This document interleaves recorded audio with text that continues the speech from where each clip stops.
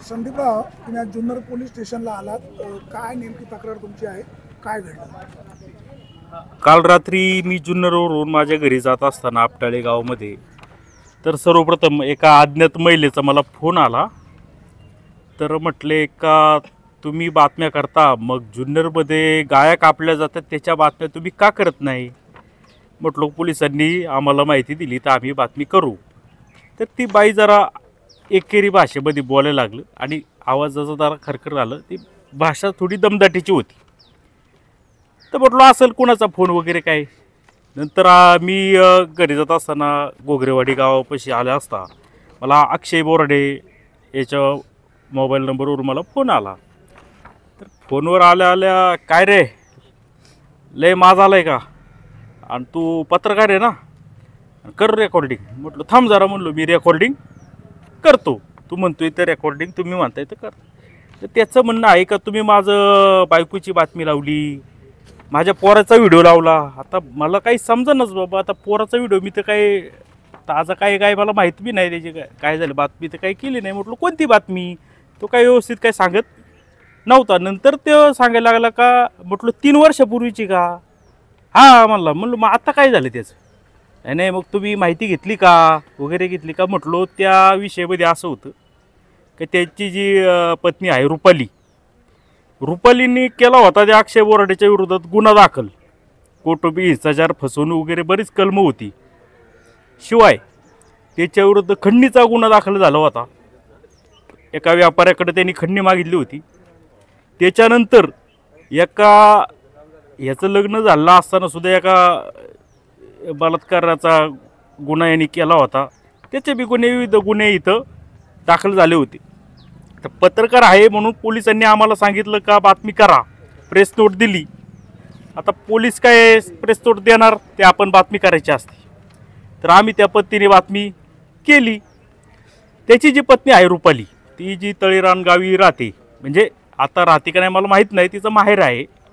तिने आमच्याशी पत्रकारांशी कॉन्टॅक्ट केला व माझ्यावर काय काय अन्याय झाला आहे माझी आबी ती मला सांगायची, तुम्ही या.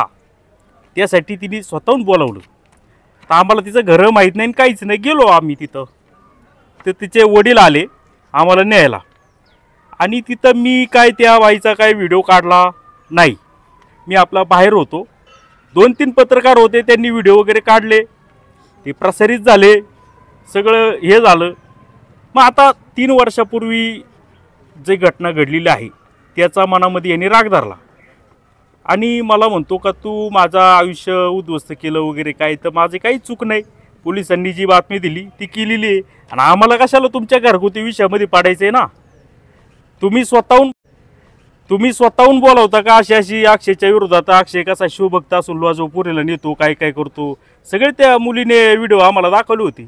त्याच्यात आमची चूक काय, आणि ती तिच्या जबाबदारीने केले ना. कुणी पत्रकार कोणाच्या घरात जाईल आणि बातम्या केला असं घरगुती होत नाही. ती पत्रकार परिषद होती. पण ठीक आहे. तर त्याचं म्हणणं काय का जुन्नरमध्ये गाया कापल्या जातात, चल माझ्यासोबत आत्ताच्या आता. अरे म्हटलो काय तू पोलीस स्टेशनला जा, तक्रार कर, मी येतो. नाही जुन्नरमध्ये काय का म्हटलो, कोण कापते नाव सांग, नाव बी सांगा ना. आणि त्याची बोलण्याची पद्धत जे आहे ते सगळे दारू पिलेलं आहे. तो 100% मी सांगतो का तो दारू पिलेलाच होता.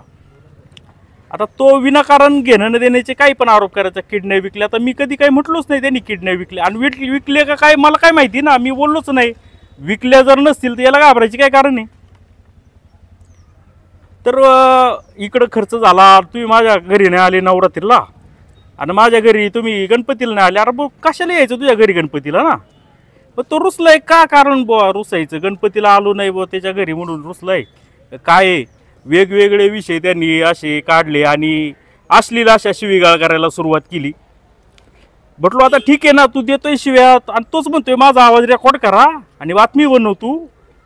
बरोबर ठीक आहे. मग त्याचे जे झाला प्रकार, त्यांनी सांगितलं का 2 दिवसात मी तुला दाखवून देतो, पोलिसांच्या नादी लागून बातमी करतो का. अरे म्हणजे काय, म्हणजे बातम्या करायच्या का नाही करायच्या बुवा. आणि तू कधी आम्हाला सांगितलं का ही बातमी करा किंवा काय. तू तर आजपर्यंत पोलिसांना शिव्या देतोय, पत्रकारांना शिव्या देतो. ठीक आहे, तुझी काही बातमी जर दिली तर आम्ही केलीच असती ना, नाही करायचं कारण काय आम्हाला तरी.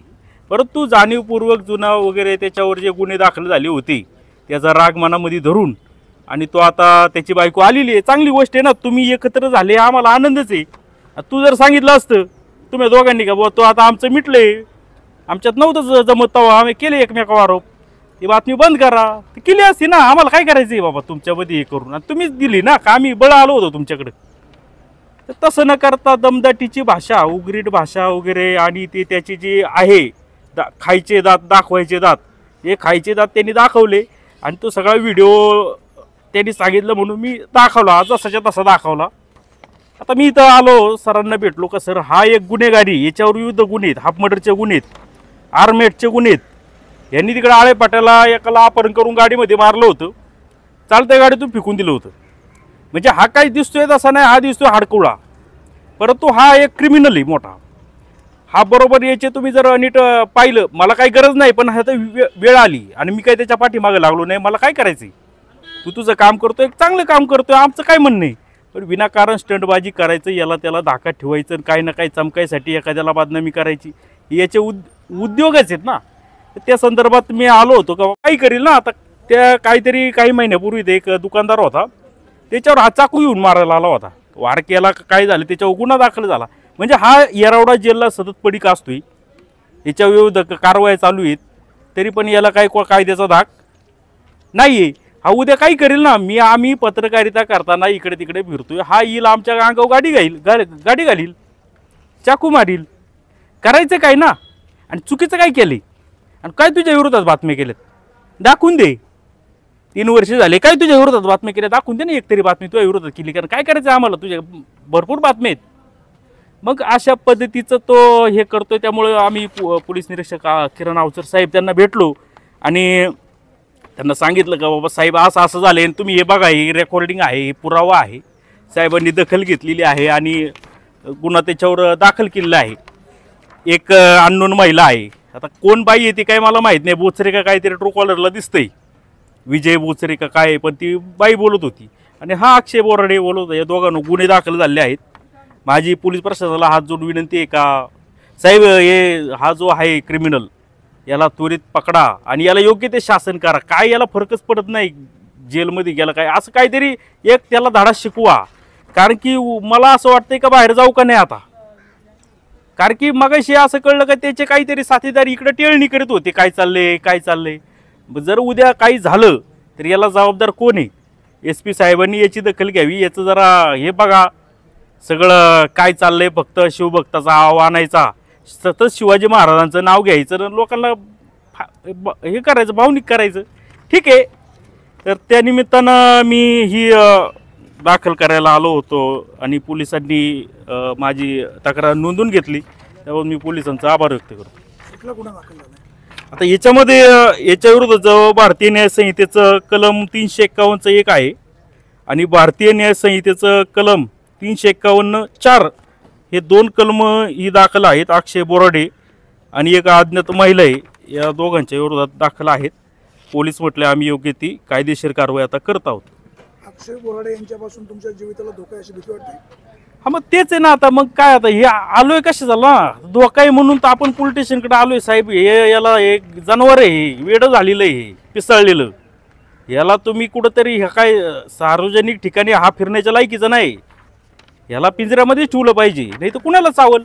आणि याला फिकीर नाही आहे कुणाची, काय बोलतोय त्याला पोलीस पण नाही आहे, पोलिसांची भीती राहिली नाही, कुणाचीच भीती राहिली नाही. मोकाट आहे हे, मोकाट कुठंतरी याला पायबंद घालणं गरजेचं आहे, एवढं असं आमचं म्हणणं आहे. धन्यवाद. थँक्यू.